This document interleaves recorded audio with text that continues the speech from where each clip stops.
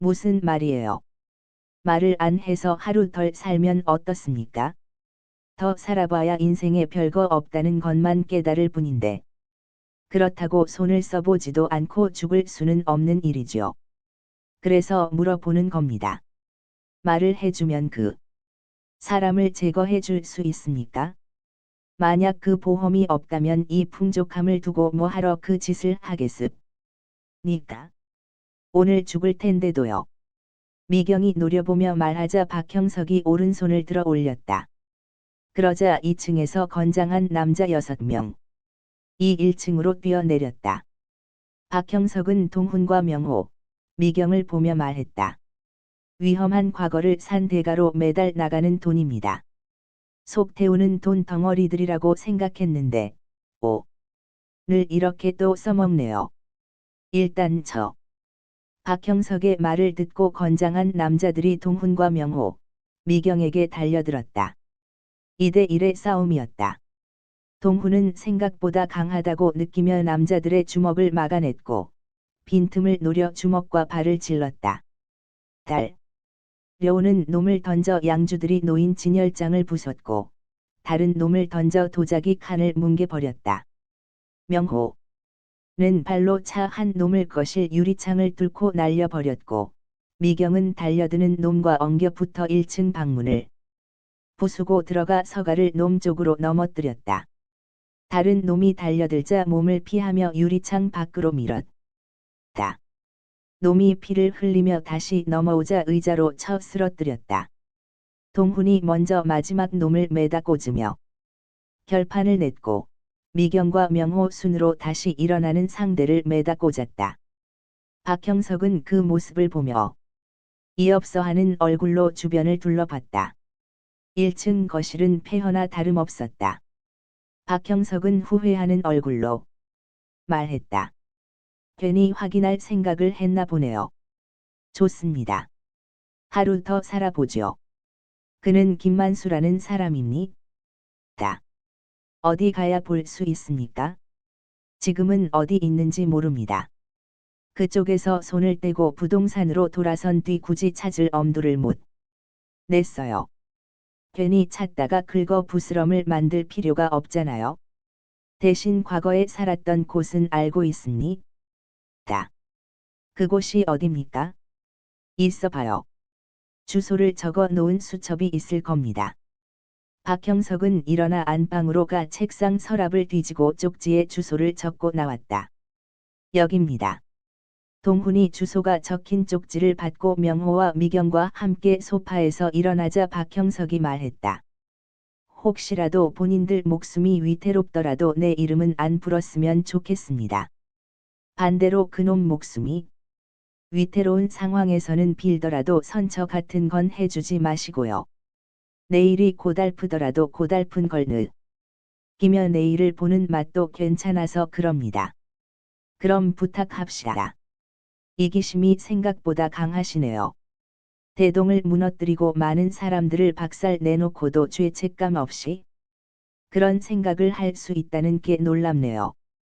기회가 오면 뒤탈이 없게 하겠지만 그쪽 부탁 때문은 아닐 겁니다. 동훈이 말하자 박형석이 대답했다. 나도 가끔은 후회하며 죄책감을 느낍니다. 하지만 그때 내가 숭이로 가지 않았다면 지금 어떻게 됐을지 모릅니다. 나는 각자의 삶을 달리는 중에 숭이로 갔을 뿐입니다. 그래서 살았고 경계하며 사는 인생을 부여받았지만 어쨌든 그렇게 했기 때문에 목숨 붙이고 사는 겁니다. 어차피 생존 게임을 하는 세계에서 승자는 목숨을 부지하는 사람이라고 생각합니다. 그런 점에서 꼭 목숨을 부지하기 바랍니다. 당신들이 살아야 나도 사니까요. 만에 하나 본인 말에 거짓이 있다면 고달픈 내일은 못 보게 될 겁니다. 그리고 내 아버지의 고의 털끝만큼이라도 관련이 있는 게 밝혀지면 역시 내일은 없을 겁니다. 미경이 힘주어 말하자 박형석이 대답했다. 사람은 궁지에 몰려야 뒤통수를 치지, 여유로운 상황에서는 뒤통수를 안 칩니다. 내가 가진 게 많은데 왜 줄타기를 하겠습니까? 만약 그런 일이 생긴다면 달게 받을 테니 걱정 말아요. 세 사람은 저택 밖으로 나가 차에 올라탔다. 여기로 가면 돼요. 동훈은 박형석에게 받은 쪽지를 운전석에 있는 명호에게 건넸다. 명호는 시동을 걸고 엑셀을 밟았다. 뒷좌석에 앉은 미경은 박형석 집 거실에서 싸우다가 맞은 옆구리가 쑤셨던지 티 나지 않게 인상을 찌푸렸다. 그리고 힘이 빠진 탓인지 자신도 모르게 잠에 빠졌다. 박형석 집 거실에서 싸우다가 다친 것 같은데 미경씨 옆구리 좀 살펴봐요. 명호가 실내 거울을 보며 말하자 동훈이 미경의 옆구리를 보았다. 미경의 옆구리에 핏자국이 있는 모습이 보였다. 아까 싸울 때 유리 파편에 찢긴 것 같은데요. 피가 굳은 거 보니까 깊지는 않은 것 같아요. 병원으로 갈까요? 명호가 말하자 미경이 잠에서 깨며 말했다. 그럴 필요 없어요. 살짝 긁힌 거예요. 근처 약국 앞에 세워요. 명호가 약국 앞에 차를 세우자 동훈이 약국으로 가 소독약과 거즈, 솜과 테이프, 연고를 사갖고 왔다. 미경이 혼자 해도 된다고 했는데도 동훈은 소독약으로 미경의 상처 부위를 씻어내고 거즈에 연고를 도포해 상처 부위에 붙여줬다. 미경 씨도 가정주부로 뒷바라지 하느라 고생하면서 실력 많이 주신 것 같아요. 옛날 제 경호했 을 때 생각하면 유리조각 같은 거 다 피하면서 공격했을 텐데. 명호의 말을 듣고 미경은 미소 지으며 대답했다. 그럴게요. 세월에 장사 없는 것 같아요. 그만 가시죠. 동훈은 표시는 안 했지만 미경의 옆구리를 보자 가슴이 아팠다. 살기 바빠서 아내가 자신도 운 상대와 싸운다는 생각을 못했다는 자책이 들었다. 세 사람은 주소지로 가는 동안 대화를 나누지 않았다. 미경은 풀리지 않는 몸을 견디며 눈을 감고 있었고, 동훈은 박형석에게 받은 쪽지의 주소가 낯이 익다는 생각을 했다. 하지만 주소만 보고는 떠오르는 게 없었다. 그건 그동안 스스로에게 한 의식화 때문일지 모른다고 생각했다. 동훈은 미경과 산 뒤로 과거에 살았던 모습을 지우기 위해 애를 썼었다. 칼을 빼 사람을 위협하고 공격하는 상대를 회생불능 상태로 만들던 기억들. 그리고 거기에는 미경의 아버지를 위협하고 아킬레스 건을 긋는 장면도 있었다. 명호는 주소지에 다가갈수록 불안한 표정을 지었다. 드러나면 곤혹스런 일이 생긴다는 걸 아는 것처럼 직선거리를 갈 길도 돌아서 갔다. 동훈은 생각에 빠져 있었기 때문에 명호가 돌아간다는 것도 알지 못했다. 그러다가 익숙하게 느껴지는 주변 풍경을 보며 그때서야 어렴풋이 알 수 있었다. 하지만 자신의 과거가 박혀있는 곳이었기 때문에 쉽게 말할 수 없었다. 차가 요철 위를 지나자 미경이 눈을 뜨며 주위를 둘러봤다. 공교롭게도 그곳은 자신이 중고등학교를 버스로 통학했던 곳이었다. 잠을 자다가도 10분 뒤에는 버스가 어느 지점에 있을 거라고 느끼며 눈을 뜨고 내릴 정도로 잘 아는 곳이었다. 하지만 미경도 익숙함에 숨어있는 비밀의 목덜미를 잡힌 것처럼 아는 척을 못 했다. 그러다 옆에 앉은 남편도 그곳을 알 거라고 생각했다. 그리고 명호도 아버지의 뿌리를 찾아 움직이는 게 시작이었다면 그곳을 알 거라고 생각했다. 그런데도 운전만 하는 명호와 주변을 보면서 또 말이 없는 남편을 보자 알 수 없는 울분이 느껴졌다. 그녀는 아버지의 죽음이 그림자처럼 깔린 도시를 지나면서도 함께 있는 사람들을 믿지 못하는 현실이 슬펐다. 동훈도 창밖을 보며 자신이 알 정도면 미경도 알고 있을 거라고 생각했다. 그곳을 오래전에 떠났다고 해도 사춘기를 보냈던 곳을 기억 못할 리는 없었다. 그렇다면 의심과 경계 때문에 티를 내지 않는 게 틀림없다고 생각했다. 그리고 이 상황을 박형석이 꾸민 거라면 미리 주소지에 사람을 심어 놓았을 수도 있다고 생각했다. 하지만 이 생각마저 꺼낼 수가 없었다. 먼저 꺼냈다가 기억의 시간이 다가오면 자신은 졸지에 아내의 아버지를 구한 사람에서 죽인 사람으로 몰아붙여질 수도 있기 때문이었다. 동훈이 창밖을 볼 때 명호가 직선으로 가야 할 거리에서 커브를 도는 걸 보았다. 분명 캥기는 게 있다는 뜻이라고 생각했다. 그리고 예식장에서 전화를 하고 오겠다고 나간 명호의 모습을 떠올리며 전화의 상대가 박형석이라면 가는 곳이 무덤이 될 수 있다고 생각했다. 그래서인지 동훈은 더 갈 수가 없었다. 잠깐만 길가에 세워봐요. 동훈의 말을 듣고 명호가 차를 우측에 주차하며 말했다. 왜 그래요? 동훈은 고개를 돌리고 있는 명호의 얼굴을 보고 미경 쪽으로 시선을 돌리며 말했다. 더 가기 전에 솔직해질 필요가 있을 것 같아요. 그게 무슨 말이에요? 미경이 이해를 못하겠다는 얼굴로 물었다. 지금처럼 모른 척하면 결국 우리만 다치게 될 거예요. 나부터 말할게요. 이 거리 과거에 왔던 적이 있어요. 무슨 일로요? 미경이 아버지를 떠올리며 의심스런 얼굴로 물었다. 조사하기 위해서요. 말 돌리지 말고 말해봐요. 내 아버지를 납치해서 죽이기 위해 왔다고. 미경의 말을 듣고 동훈은 가슴이 철렁 내려앉았다. 이제 와서 양심에 걸려요. 내 아버지 정말 당신이 죽인 거예요. 동훈은 심장이 굳어오는 것 같아 대답을 못했다. 왜 대답을 못해요? 정말 그런 거예요. 미경은 아니라는 말을 듣고 싶다고 떼를 쓰는 것처럼 말했다. 동훈은 미경의 아버지 얼굴에 검은 두건을 씌우고 아킬레스건을 그었던 장면이 떠올라 괴로웠다. 마음을 진정하고 아니라고 말하고 싶었지만 쉽게 말이 나오지 않았다. 거짓말이라도 좋으니까 빨리 대답해요. 아니에요. 동훈은 몸에 힘을 주며 대답했다. 미경은 여전히 의심을 풀지 않은 얼굴로 물었다. 근데 왜 머뭇거렸어요?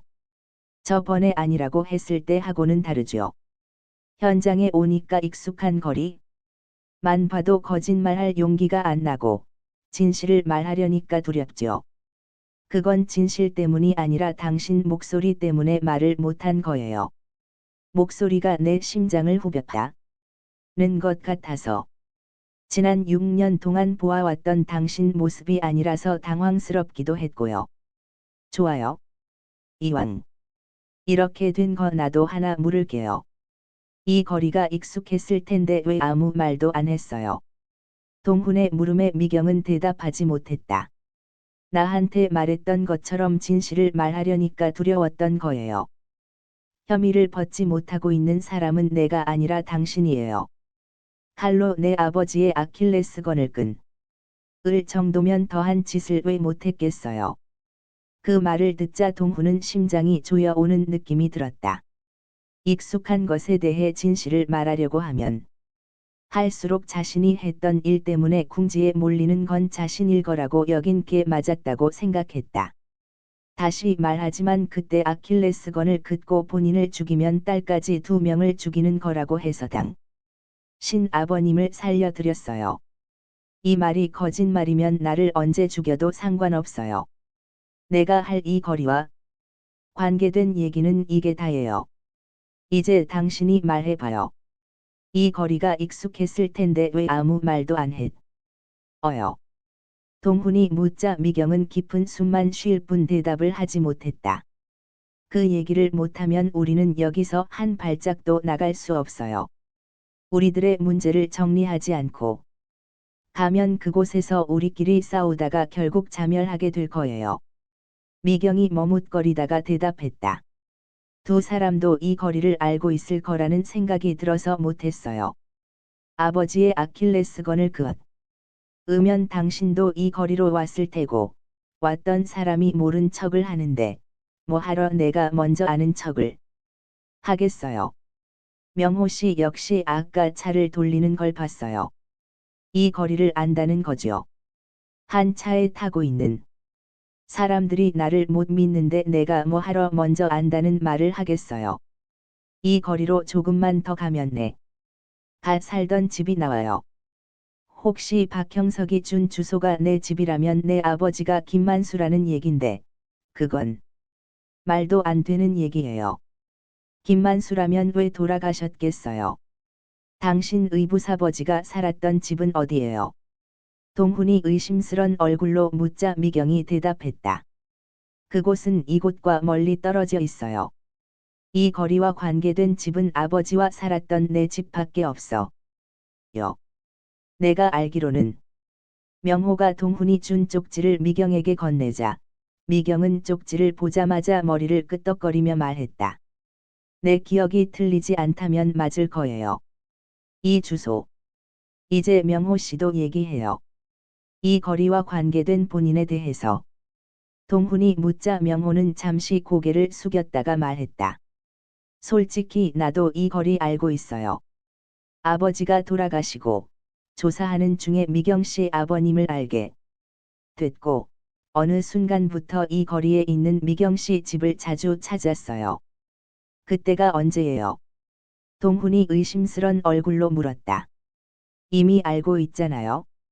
나한테 쐐기를 받고 싶은 겁니까?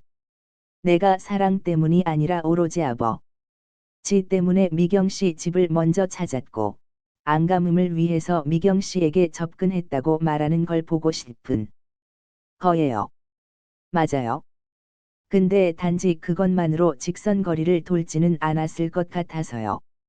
아까 직선거리를 가도 됐는데 왜 커브를 돌았습니까? 혹시 박형석하고 한패예요. 박형석에게 시간을 벌어주기 위해서 돈 거냐고요. 미쳤어요. 난 박형석 아까 본 게 처음이에요. 그럼 왜 아까 돈 거예요? 우리 좀 쉬라고 일부러 드라이브 시켜준 거냐고요. 미경까지 실내 거울을 보며 노려보자 명호는 고개를 떨궜다가 말했다. 과거에 조사했을 때 미경 씨 아버님을 부르는 호칭에 여러 이름이 쓰였다는 게 떠올라서 그랬어. 요. 그 이름에 대한 해결책을 생각해 보려고 일부러 돈 거예요. 무슨 말이에요? 내 아버지를 부르는 호칭에 어떤 이름이 있었는데 그래요. 명호는 바로 대답하지 못했고 동훈은 명호와 미경의 눈치를 보며 넌지시 물었다. 혹시 그 호칭에 김만수도 있었어요? 명호는 적절한 말을 찾는 것처럼 뜸을 들이다가 말했다. 그랬던 것 같아요. 그럼 정말 내 아버지가 김만수란 말이에요. 그때 조사한 기억이 나요? 명호의 말을 듣고 미경은 절망적인 표정을 지었다. 아버지의 위선을 처음 들었을 때처럼 가슴 한 쪽이 썰려나가는 느낌까지 들었다.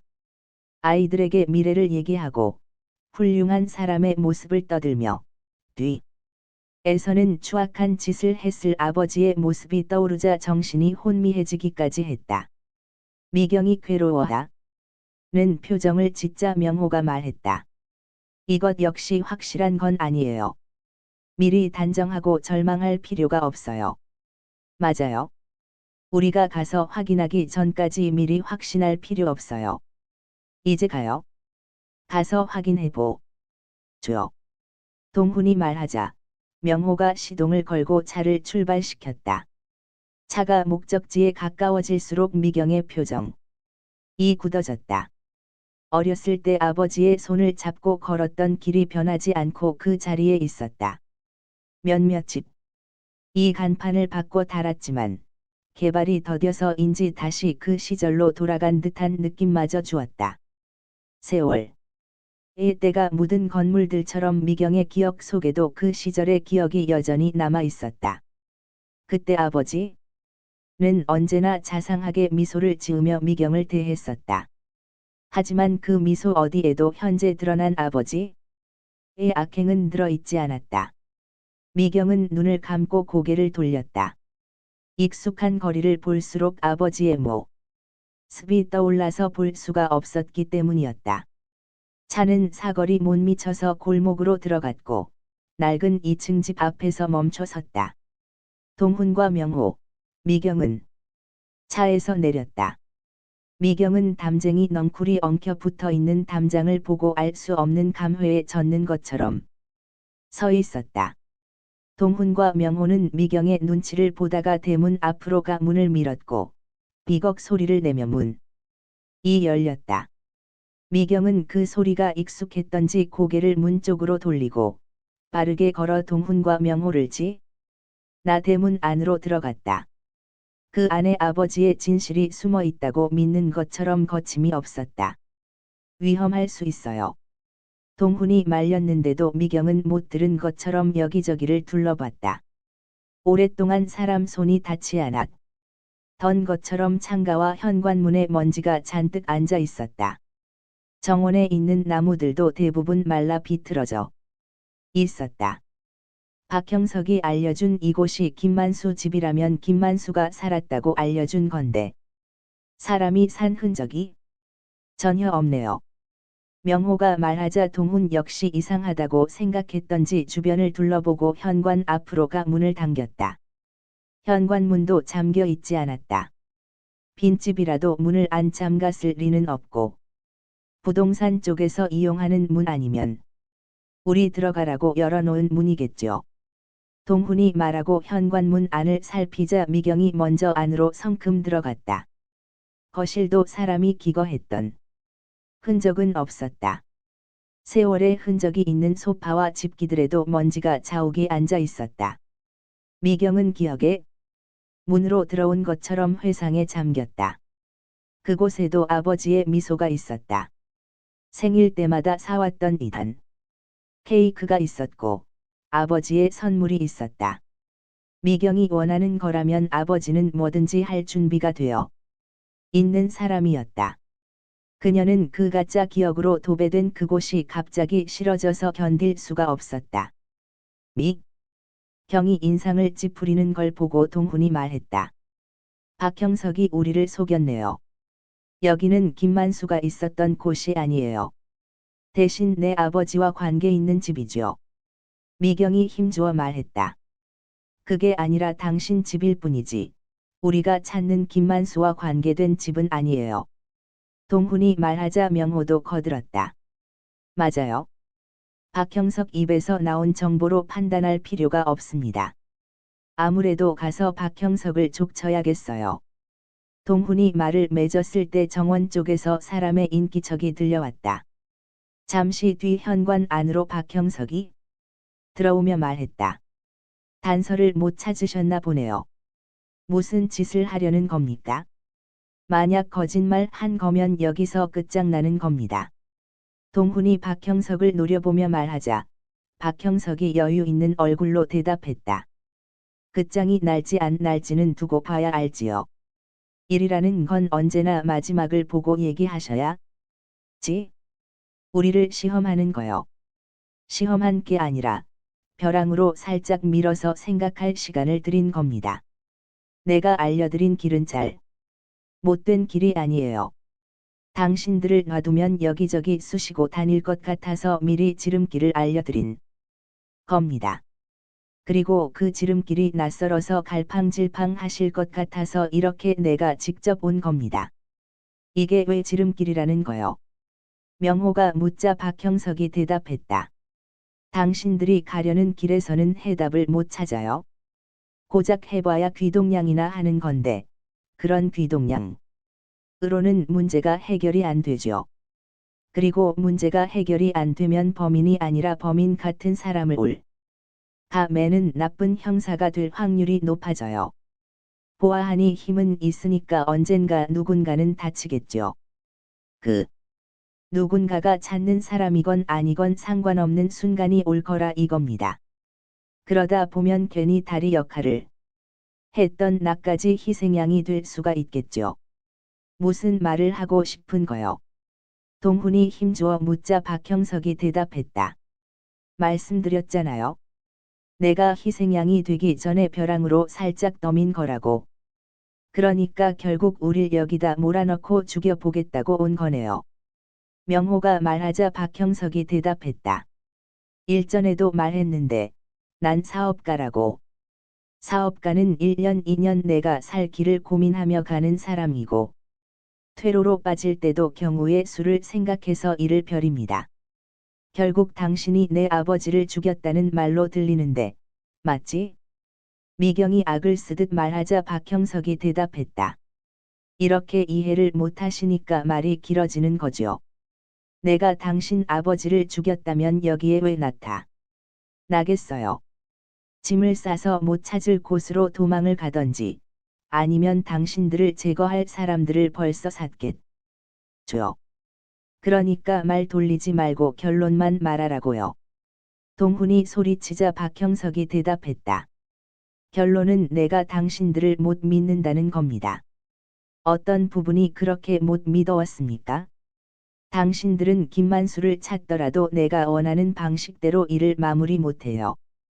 아까 내 집에서는 간 가능성이 있다고 착각했었는데, 생각해 보니까 힘들 것 같아서요. 그래서 방향을 바꾼 겁니다. 방향을 바꾼 게 아니라 고의로 우리 뒤통수를 친 거네요. 동훈이 말하자 박형석은 좋을 대로 생각하라는 표정을 지으며 대답했다. 그거야 입장에 따라 다르겠죠. 상대방이 봤을 때는 그렇지만 내 입장에서는 사업가로서 살 길을 잡은 거라고 할 수 있는 거니까요. 우리가 당신을 어떻게 못할 거라고 생각한 겁니까? 독한 걸 꺼내기 전에 당신을 여기로 보낸 사람을 대요. 그럼 아무 일도 일어나지 않을 겁니다. 독한 걸로 치면 나를 여기로 보낸 사람이 더 독할 것 같은데요. 일단 족쳐요. 족치다 죽으면 할 수 없고. 미경이 악에 바친 것처럼 달려들 때 박형석이 뒤춤에 감추고 있던 스마트폰을 내밀었다. 미경이 멈춰 섰고 박형석이 버튼을 눌러 스마트폰을 켜자 화면에 아들 민재의 사진이 나타났다. 뭐 하자는 거야? 당신이 왜 내 아들 사진을 갖고 있는 거야? 동훈이 말하자 박형석이 대답했다. 갖고 있는 게 아니라 받은 사진이에요. 이 사진을 따라가면 김만수를 만나게 될 거예요. 만에 하나 내 신상에 문제가 생기면 사진 속의 아이는 못 보게 될 겁니다. 사진을 보낸 사람이 이렇게 용의 주도하고 악랄한데 내가 당신들 편을 들 수 있겠어요. 같이 갑시다. 아니면 여기서 나를 고 아이를 영영 보지 말든지. 미경이 악을 쓰며 박형석에게 달려들려 하자 동훈이 소리쳤다. 멈춰요. 명호가 달려들어 미경의 팔을 잡고 말했다. 이런 쓰레기하고 아들하고 바꿀 필요 없잖아요. 나도 아까까지 손에 이런 게 들릴 줄은 몰랐습니다. 근데 어쩌겠습니까? 내가 사는 수단이 겉밖에 없는 걸. 호텔 방에서 숭의 사장 놈 말을 믿는 게 바보였죠. 쓸데없이 아들이 있다는 얘기는 뭐 하러 해. 가지고. 명호가 말하자 동훈이 한숨을 내쉬고 박형석을 보며 물었다. 숭이에 다시 붙은 거요. 당신 이름을 분 걸 알면서요. 동훈이 묻자 박형석은 알 수 없는 미소를 짓고 말했다. 그 계산은 나중에 따로 하면 되겠네요. 여기서 떠들지 말고 일단 갑시다. 앞장서요. 따라갈 테니까. 10. 박형석이 현관을 나가 대문 밖에 주차해 놓은 차에 탔다. 동훈과 미경, 명호도 차에 타고 박형석의 차를 따라갔다. 골목을 빠져나가 도로를 달릴 때 명호가 말했다. 함정이 틀림없을 텐데 어떡할 생각이에요? 모르겠어요. 도대체 민재를 어디에 숨긴 거예요? 미경이 못마땅한 얼굴로 묻자 동훈은 찜찜해하는 얼굴로 대답했다. 아마 못 찾았을 거예요. 사진을 갖고 있잖아요. 사진이야 얼마든지 갖고 있을 수 있죠. 하지만 민재를 찾지는 못했을 거예요. 어떻게 장담해요? 거기는 천리안을 가진 신이 아니고는 찾을 수 없는 곳이에요. 아마 우리를 유인하기 위한 수단일 거예요. 걱정하지 말아요. 그럼 다행이지만 만약 아니라면 우리 중 누군가는 큰 피해를 감수해야 할 겁니다. 명호가 말하자 동훈도 장담했던 마음이 흔들렸던지 불안한 표정을 지었다. 근데 아닐 거라면서 뭐 하러 따라가는 거예요? 미경이 의심스런 얼굴로 묻자 동훈이 대답했다. 다른 길이 없잖아요. 말해줄 사람이 함정 건너에 있는데 그 사람에게 건너오라고 할 수 없잖. 아여. 찾는 우리가 빠져야지. 만에 하나 민재가 잘못되면 그때는 가만두지 않을 거예요. 미경이 힘주어 말하자 동훈은 굳은 얼굴로 머리를 끄덕거렸다. 차는 한참을 달려 경복궁 앞을 나갔고 사직로를 가다가 자하물로로 꺾어졌다. 미경과 동훈은 서로를 쳐다봤고 명호가 실내 거울로 두 사람을 보며 말했다. 익숙한 거리네요. 이 거리 끝에 우리가 알만 한 사람이 둘이 있을 확률이 있을까요? 김만수가 둘이라면 모를까 그렇지 않다면 우리가 아는 사람일 겁니다. 동훈이 말하자 미경은 그 사람을 생각하는 것처럼 이를 갈았다. 차는 세 사람의 확신을 입증하는 것처럼 새검정 삼거리에서 우회전해 평창동 쪽으로 갔다. 박형석의 차가 언덕을 오르기 시작했고 명호가 운전하는 차도 따라 올라 대저택 앞에서 멈췄다. 박형석이 차에서 내리고 동훈과 미경, 명호가 내리자 CCTV로 보고 있었던지 대문이 자동으로 열렸다. 대문 안쪽에서 비서로 보이는 여자가 목례하고 따라오시죠. 라고 말했다. 여비서는 대나무 숲 옆으로 나 있는 길을 걸었고 바람이 불자 대나무들이 흔들리며 간신히 숨을 쉬는 듯한 소리가 들려왔다. 기분 나쁜 대나무 숲이네요. 동훈이 말하자 미경이 대답했다. 비밀 무기를 숨겨 놓으려고 했던 곳이에요. 지금도 있어요. 명호가 묻자 미경이 대답했다. 비밀 무기가 있다는 소문이 돌아서 굳이 설치할 필요가 없었어요. 설치를 안 해도 먼저 겁을 먹으니까 굳이 할 필요가 없었죠. 소문이 무서운 무기가 된 거네요. 근데 여기는 소문보다 아니 무섭다는 거라니까 이 집의 명성이 허명만은 아닌 셈이죠. 소문 보다 진짜 무서운 걸 알고 무서워하는 거니까. 들어갔다 나온 저 들으라고 하시는 것 같네요. 명호가 긴장한 얼굴로 말하자 미경이 대답했다. 그때하고 달리 이번에는 못 나올 수도 있으니까요. 그런 말이라면 모르는 게 나을 뻔했네요. 그럼 희망이라도 안 놓지?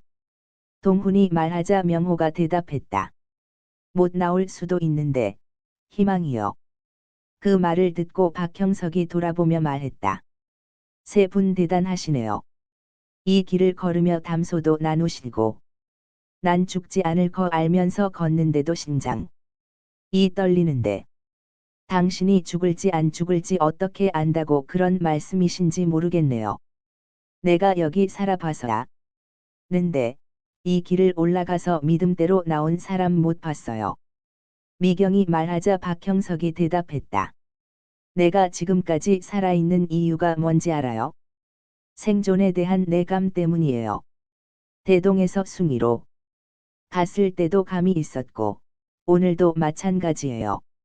애초에 감이 없었다면 무모하게 당신들을 믿고 방향을 틀 생각을 안 했겠죠.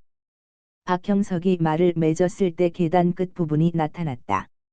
동훈과 미경, 명호는 말로 쏘아붙이려다 주변을 둘러봤다. 넓은 정원 앞쪽에 대저택이 보였다.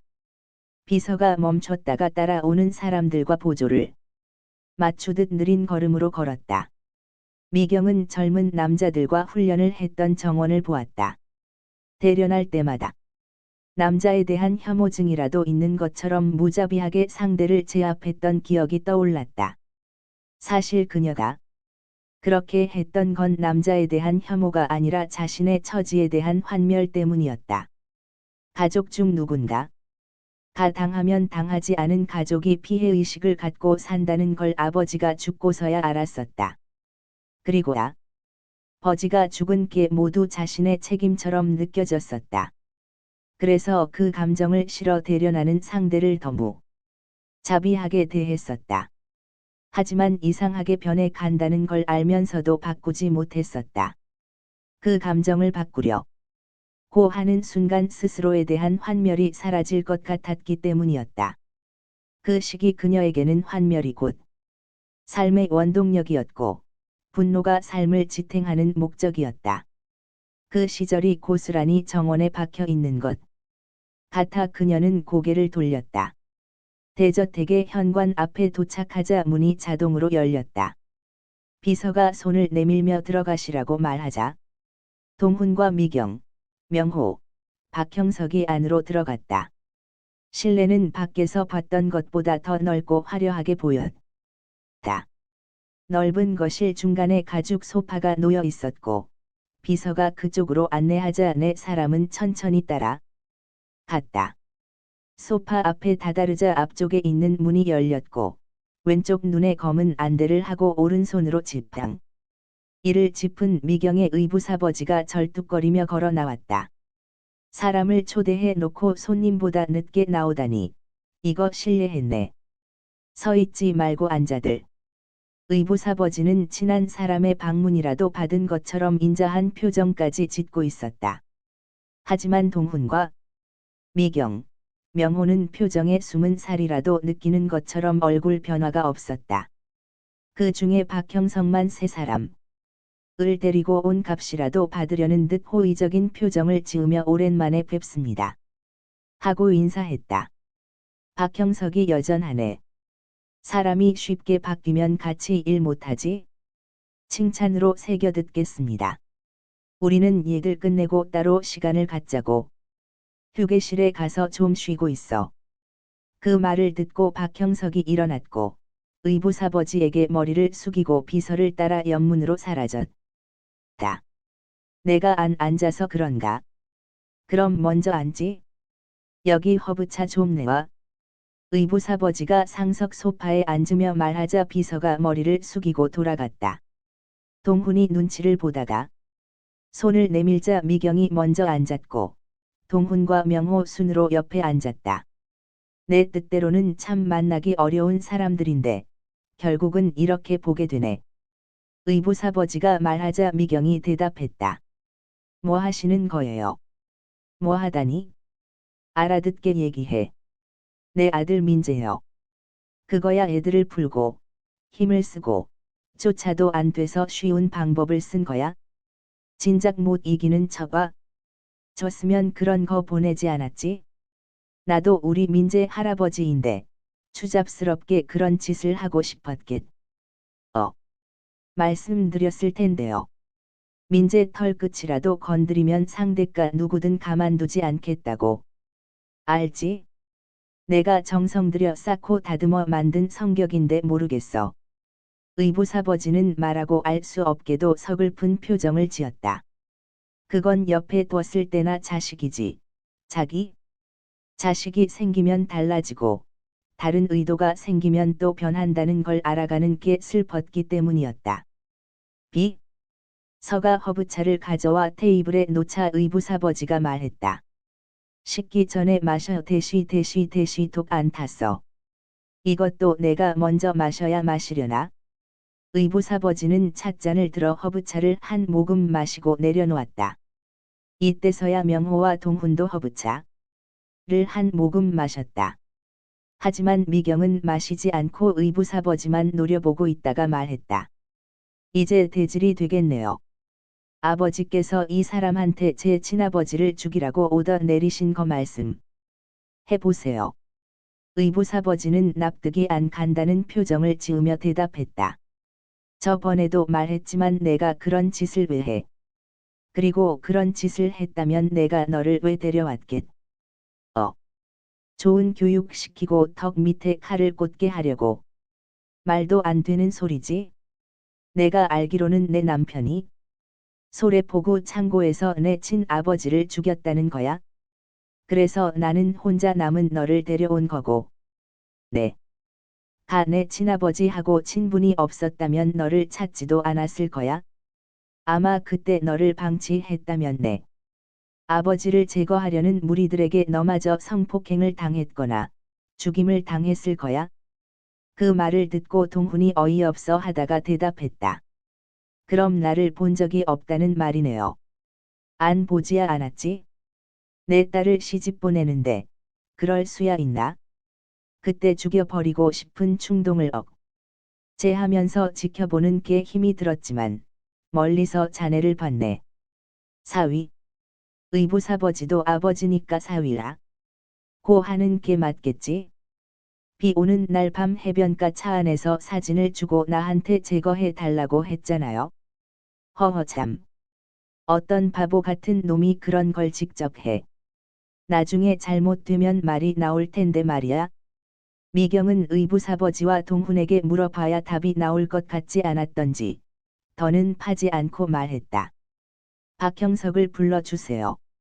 확인할 게 있어요. 아까 왔을 때 물어보지 그랬어. 무슨 말이에요? 출가 외인이 된 뒤 이곳 생리마저 잊은 게로구나. 나는 내 명령에 조건을 거는 놈을 믿지 않다. 그럼 벌써 처리하신 거예요. 모르지? 한번 확인해 볼까? 의붓아버지가 리모컨 버튼을 누르자 앞에 있는 TV 화면에 박형석이 휴게실에 앉아 차를 마시는 장면이 나타났다. 당장 불러주세요. 미경이 말할 때 검은 양복들이 휴게실로 들어가 박형석을 거칠게 제압하는 장면이 TV에 났다. 박형석을 처리하면 아버지가 했던 말이 거짓말이라고 믿을 수밖에 없어요. 당장 불러주세요. 미경이 힘주어 말하자 의붓아버지는 머뭇거리다가 소파 옆에 붙은 버튼 중 하나를 누르고 말했다. 박형석이 데려와. TV 화면에는 검은 양복들이 박형석을 잡았던 손을 놓는 장면이 나타났고 박형석은 험한 꼴을 당했다는 표정을 짓고 문 쪽으로 걸었다. 잠시 뒤 박형석이 거실 쪽으로 걸어왔다. 처음에 왔을 때와 달리 의붓아버지를 보는 얼굴에는 믿음이 없었다. 내 믿음을 이렇게 갚으셔도 되는 겁니까? 박형석은 겪어보지 못한 쓴맛이라도 본 것처럼 격분하며 말했다. 사람 뒤통수나 치고 배신을 밥 먹듯이 하는 놈이 발끈하기는. 그리고 언제 믿음을 줬다고 타령이야. 박형석은 어이없어 하다가 미경과 눈이 마주쳤다. 미경은 비웃듯 미소를 지으며 말했다. 생존을 위한 감이 안 통하시나 봅니다. 이제 또 한 번 바꾸셔야겠네요. 이제 저 놈을 데려왔으니 나는 혐의를 벗는 건가? 의붓아버지가 말하자 미경이 대답했다. 아니요. 이제 시작이에요. 미경은 고개를 돌려 박형석을 보며 물었다. 솔직히 말하는 게 목숨을 지키는 길이라는 걸 아셔야 할 겁니다. 김만수가 누군지 말해 보세요. 그 말을 듣고 의붓아버지는 기가 찬다는 표정을 지으며 웃고 말했다. 그까짓 걸 물어보려고 저 놈을 살려준 거야? 그런 거라면 내가 말해 줄 수 있어. 김만수가 아버지예요. 저 놈이 또 속인 개로군. 거기에 답이 있는 것처럼 부풀려서 말이야. 김만수는 대시. 의붓아버지는 말을 하다가 아차 싶었던지 말을 맺지 못하고 머뭇거렸다. 왜 말씀을 못하세요? 박형석은 눈치가 왔던지 미소를 짓고 의붓아버지를 보며 말했다. 이분이 수양딸 같은데 회장님 과거를 말씀 안 하셨던 모양이네요. 어떡하죠? 외통수에 걸리신 것 같은데. 그러게 저한테 맡기시지 그러셨어요. 그럼 회장님께 피해 안 가게 둘러대고 저는 그 값으로 나가면 수지가 맞는 거래가 됐을 텐데 말입니다. 안타깝네요. 이제 제가 말한들 누가 믿겠습니까? 어쩔 수 없이 회장님께서 말씀을 하셔야겠네요. 어차피 너는 이 일이 잘 풀리건 안 풀리건 여기서 못 나가. 말씀해 보세요. 김만수가 누군지? 미경이 힘주어 묻자 의붓아버지가 대답했다. 이게 실수일지, 모든 걸 끝내려는 내 노림수일지 간파해야 할 거야? 아니, 복잡하게 끌 필요가 없겠네. 나도 이 문제를 끌고 가는 거에 흥미도 떨어졌고, 그동안 재미도 볼 만큼 봤어. 그래 림수였다고 치고 끝내는 걸로 하지? 김만수는 10여 년 전 대동에서 큰 거래 계약을 할 때마다 썼던 회사 상표 같은 이름이었어. 그러니까 회장님이 김만수가 될 수도 있었고, 사장들이 김만수가 될 수도 있었지. 그 말씀은 아버지가 대동에 계셨다는 말이네요. 미경이 묻자 의부사버지는 숨기는 게 나았을지 모른다는 생각을 했던지 아쉬워하는 표정을 짓고 말했다. 거기에 있었으니까 알겠지? 내부에서도 위쪽 사람들만 아는 거니까. 미경은 감을 잡은 것처럼 고개를 돌려 박형석에게 물었다. 마지막 생존의 기회예요. 10여 년 전 대동을 치기 위해 숭이로 갈 때 당신과 연관된 사람이 누구예요? 박형석은 저울질이라도 하는 것처럼 의부사버지와 미경을 번갈아 보고는 말했다. 회장님은 어떤 경우라도 나갈 수 없다고 했으니까 별 수 없네요. 믿음은 안 가지만 다시 이쪽으로 붙어 봐야지요. 그때 나를 숭이로 가게 만든 사람이 회장님이에요. 대동 회장님 밑에서 사장 들을 감시했던 사람이 바로 회장, 아니 저 양반이에요. 미경이 의부사버지를 노려보자 의부사버지는 미소를 지으며 대답했다. 이걸 10년 넘게 숨기고 왔다는 게 놀라워. 80, 90까지 산다고 치면 인생의 8분의 1, 9분의 1을 숨기고 살았네. 내 아버지를 왜 죽였어요? 미경의 눈에 눈물이 떨어질 것처럼 맺혔다. 왜 죽였냐고요? 울지 마. 내가 울면 아비인 내가 슬퍼져. 아비란 말 하지 말아요. 어떻게 아버지를 죽인 사람이 아버지가 될 수 있어요? 원수면 모를까? 너와 보낸 시간이 10년도 넘어. 내가 훈련을 하다 다치면 내 가슴도 다쳤고, 내가 힘들어할 때마다 내 마음도 무너졌어. 애비가 아니라면 그렇게 했겠어. 낳은 정에만 부정이 붙는 게 아니야. 기른 정에는 더 뼈아픈 부정이 매달리는 법이야. 그런 말은 듣고 싶지 않아요. 내 아버지를 왜 죽였는지 말해요. 의부사버지는 모든 게 무너진 것 같은 마음이 들었던지 표정이 굳어져 갔다. 언젠가는 이렇게 나올 줄 알았으면서도 겪고 나니까 많이 쓰라리네. 미경은 의부사버지의 얼굴을 노려보며 확신한 것처럼 대답했다. 내 아버지가 뒤통수라도 쳤어요. 아니면 이권이라도 빼앗았어요. 뒤통수나 이권 같았으면 그렇게 처리할 필요가 없었지. 미경은 의부사버지의 입에서 끝까지 안 죽였다는 말이 나오길 기대했다. 하지만 의부사버지의 입에서 수긍하는 말이 나오자 바로 절망했다. 의부사버지를 믿고 살았던 인생이 이빨을 드러내며 달려드는 것 같은 느낌이 들자 탁자라도 뒤엎고 소리라도 지르고 싶었다. 하지만 웬일인지 몸이 움직이지 않았다. 10여 년 동안 의부사버지와 살았던 기억이 몸을 잠가버린 것처럼 꼼짝할 수가 없었다. 그럼 해가 되지 않았는데 왜 내 아버지를 죽인 거예요? 미경의 말을 듣고 의부사버지는 길게 한숨을 내쉬었다. 그건 인정을 하고 보니 미경과 함께 보낸 시간이 소중했다는 생각이 들었기 때문이었다. 그리고 다시는 그 감정으로 돌아갈 수 없다는 생각. 이들자 가슴마저 답답했다. 왜 죽인 거냐고요? 미경이 강하게 묻자 이때서야 정신이 든 것처럼 의부사버지가 말했다. 그건 내 아버지와 나만의 문제가 아니었어. 그때 회장님 밑에 3명의 사장이 있었어. 이미 조사를 하고 왔을 테니 알고 있을 거야. 어느 날 그 3명의 사장이 회장님의 그림자인 나를 알아챘. 그리고 그들은 나를 못 본 척 하는 게 자신들의 생명을 유지하는 방법이라는 걸 외면해 버렸. 아니 오히려 나를 과소평가하고 뒤에서 힘을 모아 깔아뭉개려고 했어. 그럼 그때 내 아버지도 죽인 거예요. 동훈이 악에 받친 얼굴로 묻자 의부사버지가 대답했다. 자네 아버지 손피로. 그 3명의 사장 중에 맏형이었지. 때로는 폭력적이고 마음에 안 들면 물불 안 가리고 쳐내고 사람 말을 안 듣는 단점이 있어서 문제긴 했지만 성격 화통하고 남자 중에 남자였어. 그때 내가 조사하면서 제일 마음에 들어 했던 인물이었어.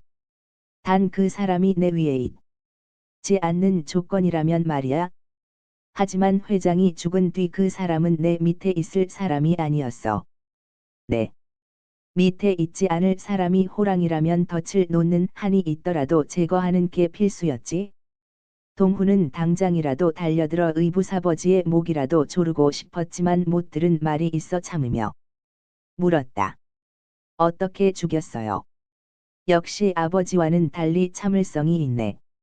아버지는 다혈질의 폭군이어서 다루기도 쉬웠고 생명을 빼앗기도 쉬웠는데 너는 좀 걸리겠어.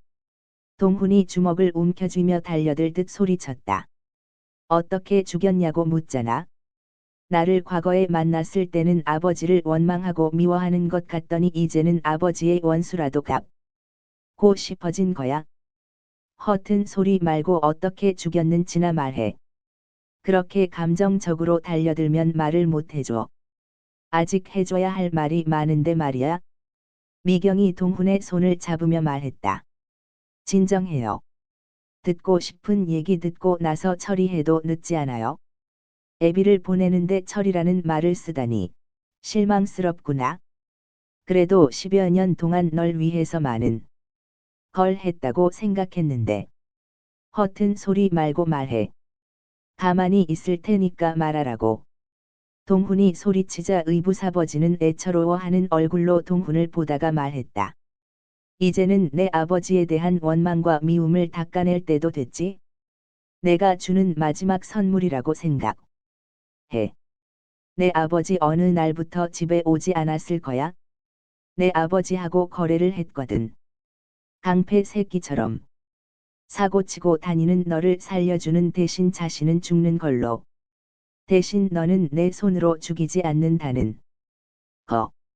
내가 사람을 다치게 하고 다니는 거 찍어서 보여줬더니 모두 자기 잘못이라고 하면서 목숨을 내놓더만. 자기 업보라고.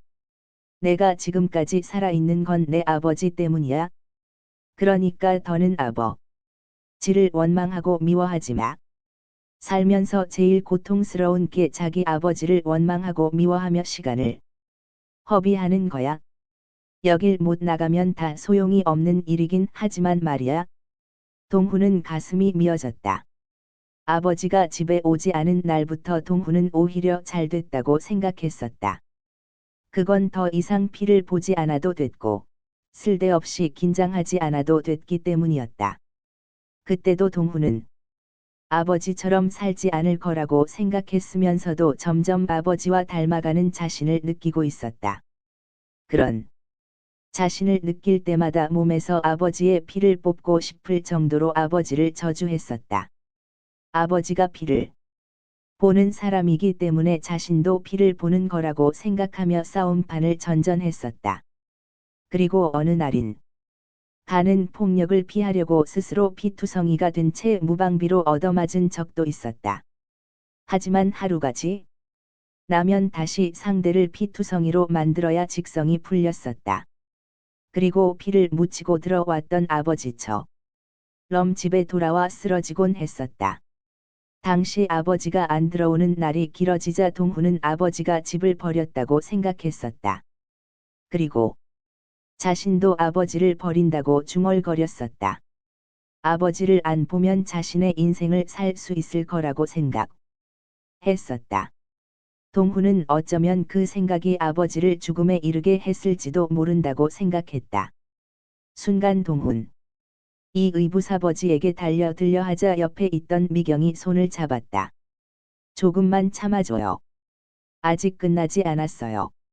아내의 말을 듣고 동훈은 심장이 조여오는 고통을 느끼며 소파에 앉았다.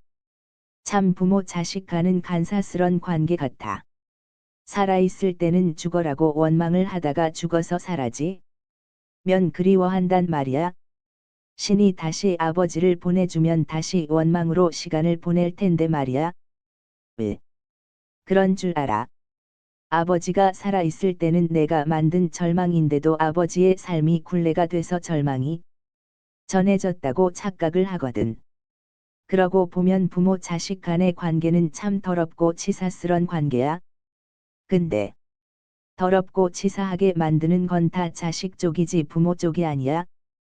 부모는 자기가 깡패가 됐건 빌어먹든 자기 운명대로 살아온 것뿐이 없어. 근데 자기가 낳은 자식이 싫어한다고 자기 운명을 바꿀 수는 없는 거잖아. 운명인데. 그게 맞는 말이라고 쳐도 당신이 모르는 게 있어. 내가 아버지를 원망하는 건 나와 아버지만 공유하는 감정이야. 중요한 건 다른 사람이 그 감정을 깨면 남는 쪽에 아버지가 있든 자식이 있든 그걸 깬 사람에게 책임을 물어야 한다는 거야. 죽는 한이 있더라도 말이야. 동훈이 말하자 의부사버지는 일리 있는 말이라는 듯 머리를 끄덕이며 대답했다. 그게 물보다 피가 진한 이유겠지? 그럼 어디 계산할 거 있으면 하든지. 동훈이 달려들려 하자 미경이 다시 막으며 말했다. 아직 내 의문 풀리지 않았어요. 내 의문이 완전히 풀리지 않는다면 당신도 내 아버지의 죽음에 용의자로 남게 될 거예요. 그걸 원하면 지금 쳐도 좋아요. 아니면 기다려요. 동훈은 미경의 말을 듣고 가만히 있었다. 미경이 고개를 돌려 의부사버지를 보며 말했다. 내 아버지는 어떻게 죽인 거예요? 의부사버지는 미경의 증오하는 얼굴을 보며 대답하지 못했다. 너무 큰 걸 놓고 도박을 한 느낌이 들었다. 하지만 물러날 곳이 없다는 판단이 선 이상 더는 머뭇거릴 수도 없었다. 내 아버지에 대해서는 미안하게 생각하고 있어. 어떻게 죽였냐고 물었잖아요. 내 남편에 대한 감정이라도 찾으려면 들어야겠지. 내가 너무 손해인데. 나에 대한 감정이 아직 남아있는 거예요. 내가 이미 당신과의 관계를 버렸는데도요. 우리 관계는 내가 정하는 게 아니라 내가 정하는 거야. 내가 원해서 내 곁에 온 게 아니라 내가 원해서 딸이 된 거니까. 그건 마음대로 생각하고 내 아버지를 어떻게 죽였는지나 말해요. 그걸 꼭 내 입으로 말해야 알겠니? 내가 죽였다고 생각했을 테니 유추해봐. 하는 게 괴로우면 할 수 없고. 미경은 오더를 받은 동훈이 소래포구 창고에서 친아버지를 살려주고 간 뒤 의부사버지의 사람들. 이 친아버지를 목매달았다고 생각했다. 이미 그곳에 오기 전에 수없이 유추했던 생각이었다. 하지만 막상 떠올리자 심장이 찢어질 것 같은 느낌이 들었다. 그 느낌이 얼굴 표정에 나타났던지 의붓. 아버지가 말했다. 내 입을 더럽히지 않게 해줘서 고맙네. 내 아버지의 시신은 어떻게 했어요? 그건 나도 몰라. 내가 거기까지 신경 쓸 필요는 없었으니까. 미경은 가슴이 미어졌다. 그 모습을 보고 동훈이 의문스런 얼굴로 물었다. 근데 왜 내 아내의 아버지를 죽이라고 오더를 내린 거야? 내 아버지를 죽인 걸로는 부족해서가 아니라 내 아버지한테 화가 나서 그랬다면 믿으려나? 자기들은 약장사의 여자장. 사까지 온갖 추악한 짓을 다 해놓고 살기 위해 먼저 친 나를 가짜는 의리를 내세워 인간 말종에 쓰레기 취급을 했었어. 그래서 그들이 죽어서라도 자기 자식들이 서로가 목숨처럼 아꼈던 동료나가 족을 죽이는 걸 내 눈으로 보고 싶었어. 그래서 너는 내 딸의 애비를 죽이고 내 딸은 자신의 아버지를 죽인 너를 죽이게 만들려고 했었지. 얼마 전에 내 딸에게 조금만 정이 부족했어도 죽은 너희 아버지들이 지옥에서 피눈물을 흘렸을 텐데 말이야. 그리고 나는 너희들 아버지들을 치다가 빼앗긴 내 한쪽 눈과 다리를 보상받았을 테고 말이야. 그 말을 듣고 동훈이 더는 못 참고 달려들자 의부사버지는 여유롭게 보다가 소파에 있는 버튼을 눌렀다. 순간 장치가 되어 있는 것처럼 소파가 뒤로 빠지며 벽에 설치된 비상문 안으로 들어갔다. 동훈과 미경, 명호와 박형석은 어리둥절한 얼굴로 서로를 바라봤다. 잠시 뒤 벽 위쪽에 설치된 형화면에 의부사버지의 모습이 나타났다. 화면에 뜬 의부사버지는 의문점이 들었던 무언가가 해소됐다는 얼굴로 말했다. 이 시설을 하는데 수십억이 들었어. 평소에는 비밀 때문에 잘 쓰질 못했는데 오늘 비로소 본전 생각이 안 나게 됐어. 미경이 화면을 보다가 동훈 쪽으로 고개를 돌리며 환한 얼굴로 말했다. 참으라고 했잖아요. 아직 물어볼 말이 많은데 왜 그랬어요? 나에 대한 의문 풀렸잖아요. 내 의문 때문에 못 친 거였잖아요. 동훈의 말을 듣고 옆에 있던 명호가 눈에 핏대를 세우며 말했다. 정말 이기적이네요. 나는 당신의 의문이 풀릴 때까지 기다려줬는데 자기 의문이 풀렸다고 그렇게 달려들면 어떻게 합니까? 난 내 아버지에 대해 한마디도 듣지 못했는데. 이때서야 동훈은 미안해하며 고개를 숙였다. 아래쪽 상황을 스피커로 들었던지 의부사버지가 말했다. 너무 안타까워하지 마. 내가 안전한 곳에 있으니까 더 잘 말해줄 수 있을 거야. 그리고 미리 말하지만 너희들은 여기서 나가지 못하고 죽게 될 거야. 그러니까 한이 될 의문이 있다면 망설이지 말고 다 물어봐. 말해줄 테니까. 명호가 기회를 놓치기 싫어서 말하려 할 때 미경이 먼저 말했다. 단지 그것뿐이에요. 동훈 씨 아버지와 내 아버지 말에 기분이 상해서. 의부사버지는 미경과의 추억에 잠긴 듯한 얼굴로 있다가 대답했다. 내 친아버지의 좋은 점만 보고 싶어 하는 내게는 가혹할지 모르지만 어쩔 수가 없네. 어느 날 밤 내 친아버지는 내 집에 몰래 들어와 잠들어 있던 내 아내와 딸이 있는데도 내 집에 불을 질렀. 그때 나는 가까스로 빠져나왔지만 내 아내와 딸은 그곳에서 빠져나오지 못하고 다 죽었어. 이게 늘 너한테 사랑을 얘기했을 내 아버지의 모습이야. 저 놈 아버지도 마찬가지고. 나는 그때 내가 처한 고통에 대해 최소한의 복수를 한 것뿐이 없어. 의부사버지는 그때의 고통에 잠긴 것처럼 눈물을 흘렸다. 그때 명호가 화면에 뜬 의부사버지를 보며 소리쳤다. 추악한 거짓말을 눈물까지 흘리며 하다니 놀라울 따름이네. 그 말을 듣고 의부사버지는 정신이 돌아온 것처럼 눈을 뜨며 명호를 쳐다봤다.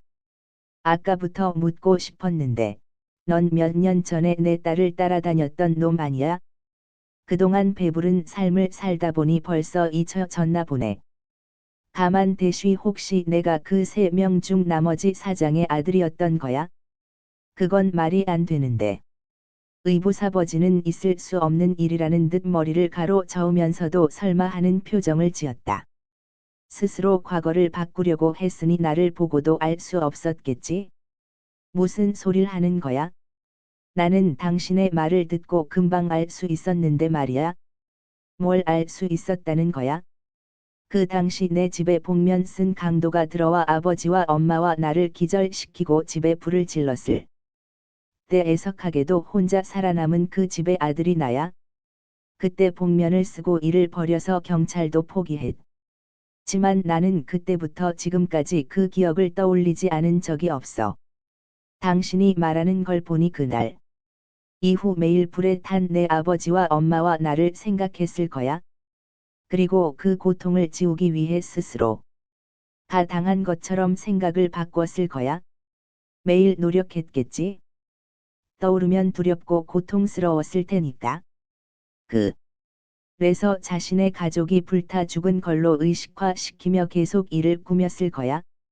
의부사버지는 흔들리는 눈동자로 명호를 보다가 혼잣말하듯 중얼거렸다. 분명히 그때 다 죽었을 텐데 내 딸 친아버지가 그렇게 한 걸로 뒤처리까지 끝냈는데 대신에다 잘못 봤나? 그때 저 놈 애비와 내 딸 애비를 상대하며 한쪽 눈과 다리 한 짝을 잃으면서 너를 챙길 겨를이 없었나 보네. 시체라도 확인했으면 좋았을 것을. 확인을 못한 게 아니라 두려워서 안 했겠지? 아니, 난 먼저 치지 않으면 살 수 없는 엄혹한 세계에서만 살아온 사람이야. 그깟 걸로 두려워 하지 않아. 그리고 그런 일은 두려움 따위가 중요한 게 아니라 살아있느냐 아니냐가 더 중요한 거야. 네가 이제 와서 숫덩이가 된 아버지와 엄마를 얘기하면 뭐 하겠어. 본인이 덫에 걸려 있는데. 죽기 전에 아버지와 엄마의 죽음을 확인하는 게 목적이라면 소원은 풀었겠네. 이제 확인을 했으니 죽는 건 내가 도와주지. 의부사버지가 앞에 있는 버튼을 누르자 1층 유리창마다 두꺼운 철판이 내려왔다. 순식간에 주 변이 감옥처럼 변하자 동훈과 미경, 명호와 박형석은 당황한 얼굴로 변해갔다. 이것도 써야 본전을 찾는데 오늘이 그날이네. 설치가 잘 된 것 같아.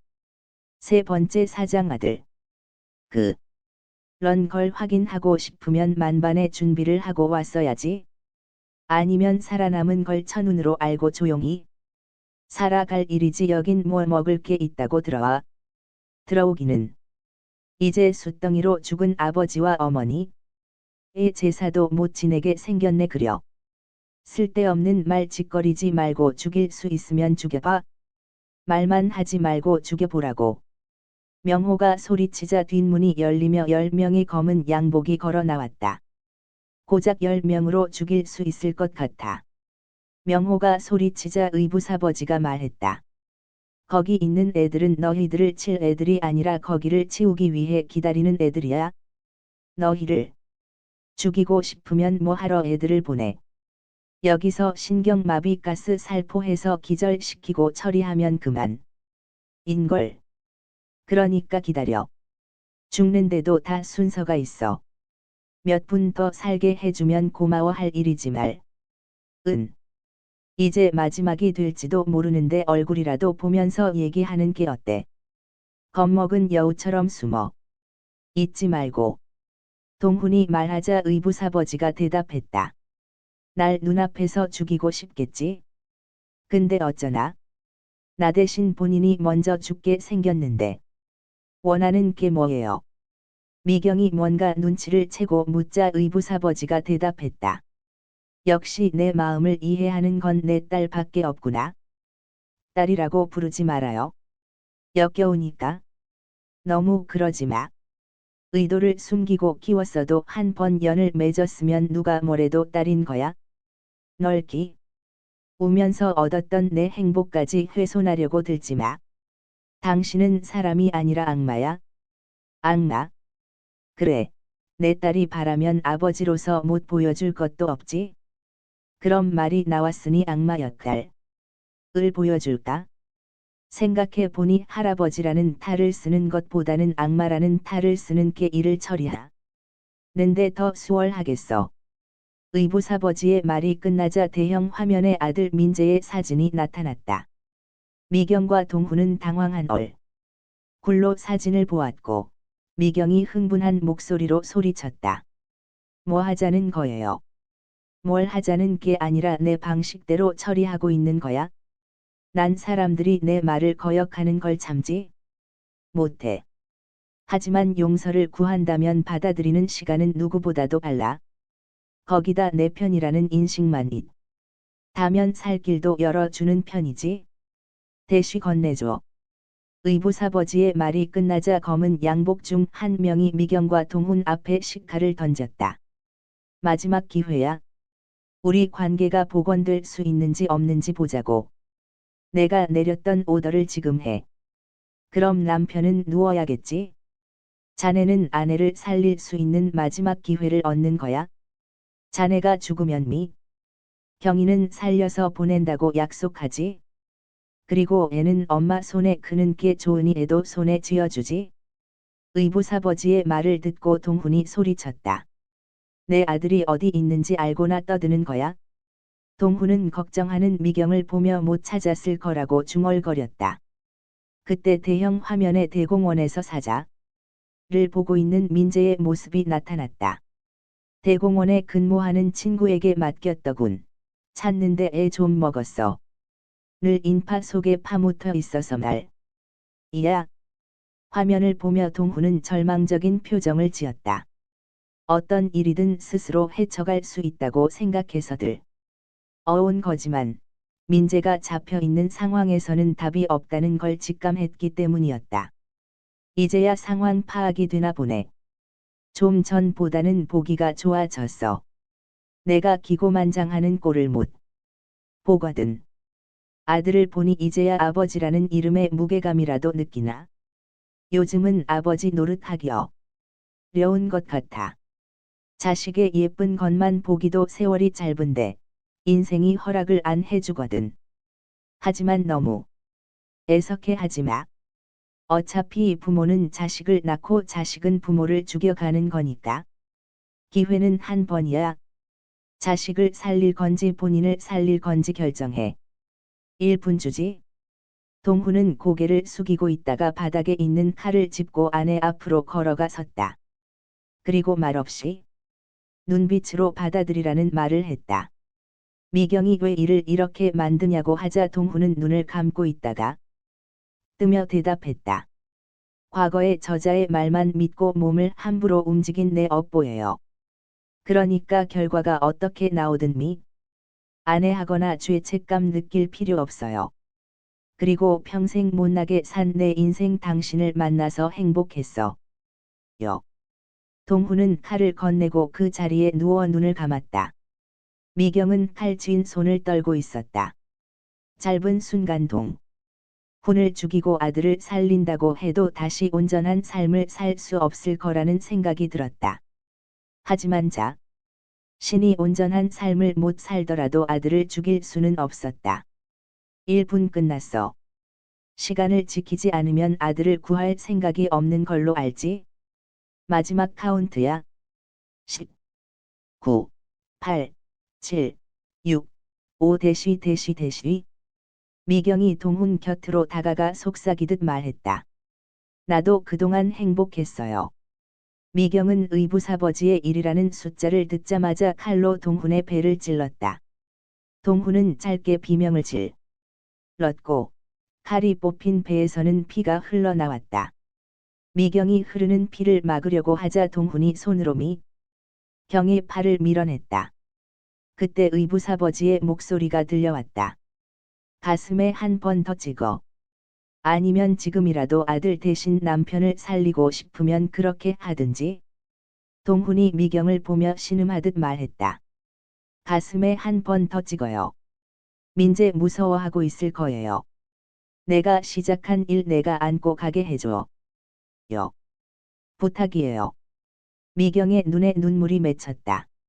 되돌릴 수만 있다면 의부사버지를 만나기 전으로 모든 걸 돌려놓고 싶었다. 동훈을 만난 것도 되돌릴 수만 있다면 과거로 돌아가 다 돌려놓고 싶었다.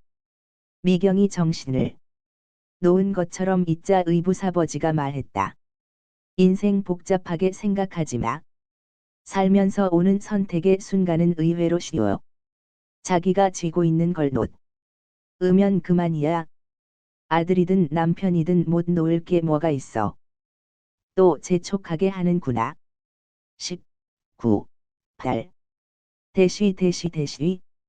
의부사버지의 숫자 세는 소리를 듣고 동훈이 미경을 보며 말했다. 생각하지 말고 내 가슴에 한 번 더 찍어요. 어서요. 미경은 손을 떨고 있다가 의부사버지가 이를 셌을 때 칼을 쳐들고 비명을 질렀다. 동시에 명호가 라고 적힌 벽 쪽에 레드 조명으로 테이블에 있는 찻잔을 던졌다. 레드 조명과 찻잔이 깨지며 물이 퍼졌고 순간 전기가 모두 나가버렸다. 그곳에는 유리창 앞에 철판이 갈려서인지 순식간에 암흑천지로 변했다. 사람들이 허둥대는 소리와 불 켜라는 소리, 보조 전원 넣으라는 소리가 들려왔다. 휴대폰 빛이 켜지고 사람들이 쓰러지는 소리도 들려왔다. 그때 상황실에 있던 의부사버지가 보조 전원 안 넣고 뭐 하는 거야?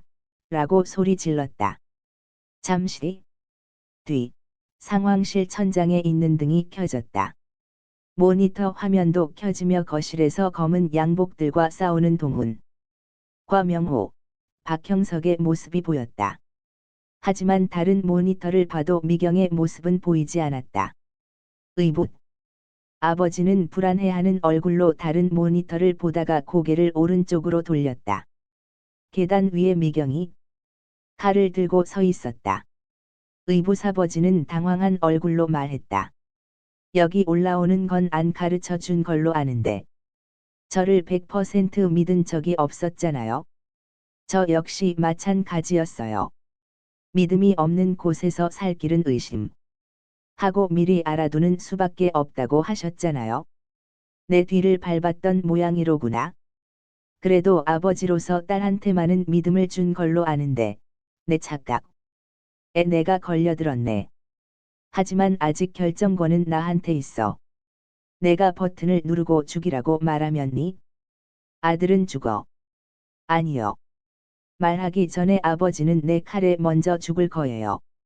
날 죽이면 네 아들은 영영 못 찾아. 아니요. 그동안 아버지 밑에서 10년이 넘었어요. 아버지의 일처리 방법을 모르겠어요. 한 차, 두 차, 세 차로 나누잖아요. 우리하고 일이 틀어져서 협박을 하려면 내 아들이 필요할 거예요. 그러려면요. 기로 데리고 와야겠죠.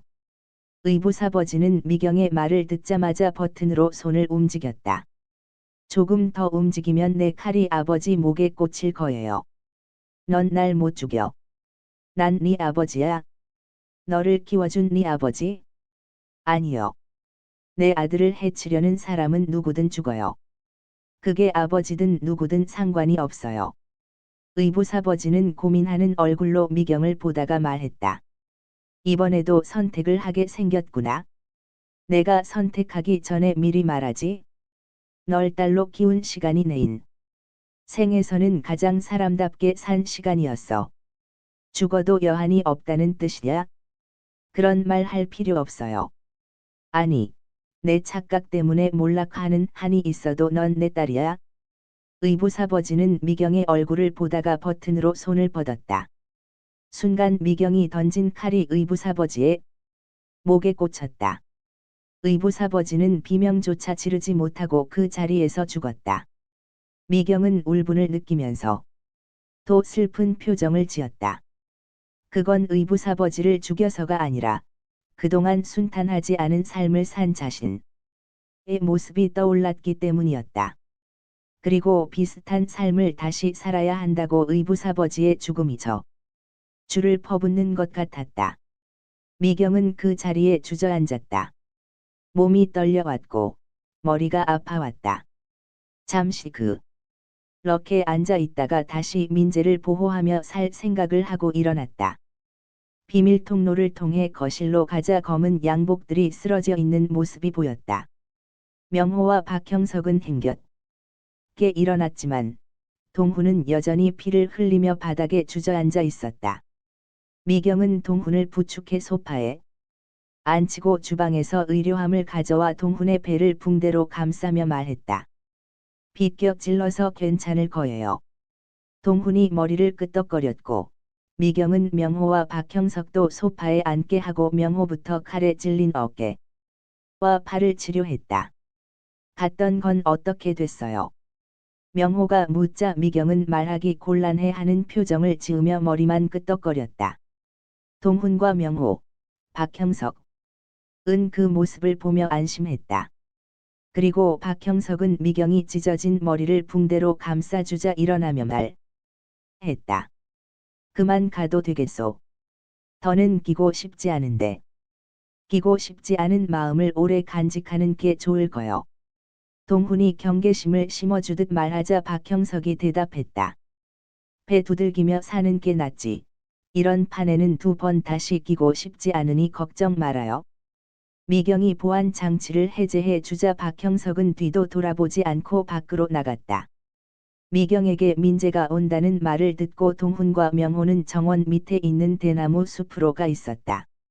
몇 분 뒤 대문이 열렸고 2명의 검은 양복이 민재를 데리고 들어왔다. 민재는 안으로 들어오자마자 자신이 검은 양복들에게 들었던 걸 확인하듯 물었다. 정말 여기서 엄마가 기다린다고 했어요. 그렇다니까. 검은 양복 중 한 명이 말하고 먼저 걸어갔다. 민재를 사이에 놓고 검은 양복 2명이 대나무 숲으로 난 길을 걷고 있을 때 어딘가에서 바람이 불자 대나무 숲이 흔들렸다. 순간 뒤쪽에 가던 검은 양복이 대나무 숲으로 빨려 들어갔다. 동훈은 잡아챈 검은 양복을 주먹으로 쳐 기절시켰다. 그리고 다시 바람이 불었고 민재가 걸음을 멈추고 뒤를 보자 명호가 먼저 걷던 검은 양복을 대나무 숲으로 잡아 끌었다. 숲이 요동쳤고 민재가 놀라 몸을 움츠리자 계단 위쪽에서 미경의 목소리가 들려 왔다. 민재야. 엄마야. 민재는 미경을 보고 두려움을 잊은 것처럼 엄마라고 부르며 미경에게 달려가 안겼다. 아저씨들이 엄마가 기다린다고 했는데 진짜였어. 그랬어. 미경은 민재를 안고 안도의 한숨을 쉬었다. 그 모습을 대나무 숲에서 보며 동훈과 명호는 미소를 짓다가 동훈이 물었다. 아까 찬물로 전기가 다 나갈 거라는 걸 어떻게 알았어요? 일반적으로 전기가 나가면 누전 차단. 기가 부분적으로 떨어져서 오히려 낭패를 봤을 텐데. 명호는 숨기고 싶다는 얼굴이면서도 말했다. 내 아버지와 어머니가 돌아가셨을 때 주변 사람들 모두 용의 선상에 놓고 있었어요. 그래서 경씨와 관계된 이 집도 미리 조사를 했어요. 이 집에 전기 공사를 했던 사람을 찾아서 뒷돈을 주고 미경씨 의부사버지가 요구한 걸 들었어요. 미경씨 의부사버지의 몸이 불편해서 일이 생기면 옆에 두는 찻잔의 물만으로도 누전이 돼 암흑천지로 변하게 해달랬대요. 미경씨가 들어갔던 비밀통로 만 빼고요. 아마 미경씨도 비밀통로 들어가는 방법은 알았어도 전기가 다 나갈 거라는 건 몰랐을 거예요. 그것까지 알았다면 그렇게 찌르지 않았을 거예요. 내 아내는 몰라서 찔렀다고 치고 당신은 아까 알고 있었는데 왜 내 아내가 찌를 때 보고만 있었어요. 그때 전기를 차단시키지 않고. 동훈의 말을 듣고 명호는 머뭇거리다가 말했다. 솔직히 보고 싶었어요. 뭘 보고 싶었다는 거예요? 아버지로서 자식을 위해 칼을 맞을 수 있는지 없는지? 자식을 위해 목숨을 버릴 수 있는지 없는지? 동훈은 의심스런 얼굴로 명호의 눈을 보다가 말했다. 그게 아니라 내가 죽기를 바랐던 거 아니에요. 만약 그렇게 됐다면 살아남은 자 중에 누군가는 슬퍼하겠지만 누군가는 힘들이지 않고 기회를 얻었겠죠. 인생의 수월한 경우도 있구나 생각하면서 말이에요. 결국 물거품이 되긴 했지만요. 동훈은 어이없어 하다가 말했다. 화를 내야 할지 고마워해야 할지 헷갈리네요. 근데 마음이 나쁘지는 않네요. 명호가 미소 짓자 동훈이 다시 말했다. 이제 뒷수습이 남았네요. 그건 내가 애들 불러서 할 테니까 밖에 있는 차에 미경씨하고 애 태우고 먼저 가세요. 어떻게 하시려고요? 내 20대를 원한으로 들끓게 한 값을 줘야지요. 이미 죽은 사람한테요. 죽었든 안 죽었든 내 아버지와 어머니가 받은 대로 돌려줘야죠. 그래야 가슴을 파먹었던 것도 사라지고 이곳의 흔적도 사라질 겁니다. 이 집에 줄을 대서 사건을 덮은 경찰과 검찰 공무원들은 이 집을 뒤지면 증거는 차고 넘칠 거예요. 그 증거가 방송만 타면 그들은 여론이 알아서 벼랑으로 떠밀어줄 거예요. 그럼 뒷수습은 원하는 대로 하시고 마지막으로 신세 집시다. 또 보고요.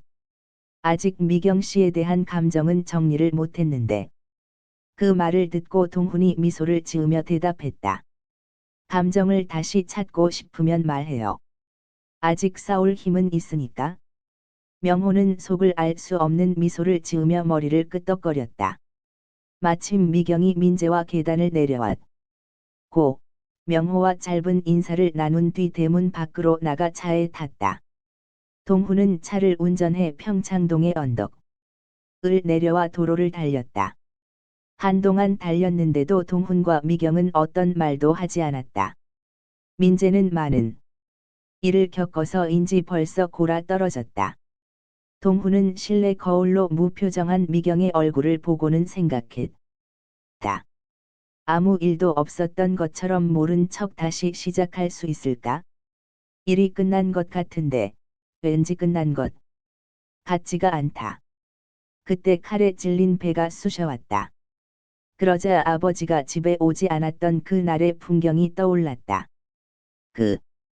날 아버지가 영원히 안 들어왔으면 좋겠다고 했던 그 밤에 자신이 지금의 자신을 보고 있는 것 같은 느낌이 들었다. 그것 때문인지 아버지가 자신을 살리기 위해 미경의 의붓아버지와 거래를 했다. 는 말이 떠오르자 왠지 그 말만은 지우고 싶은 생각이 들었다. 그건 기억할 때마다 가슴이 멎고 진저리가 처지는 걸 겪고 싶지 않았기 때문이었다. 동훈은 드러나지 않게 머리를 저으며 아버지의 모습을 지우려고 했다. 하지만 배가 쑤실 때마다 통증을 느끼는 것처럼 아버지가 자꾸 떠올랐다. 동훈은 실내 거울로 민재를 보다가 자기도 모르게 아버지도 집에 못 들어왔던 그 밤 버티기 힘들었을 거라는 생각을 했다. 자신이 민재를 구하기 위해 칼을 맞은 것처럼 아버지도 자신을 구하기 위해 모든 걸 걸었을 거라고 생각했다. 끝.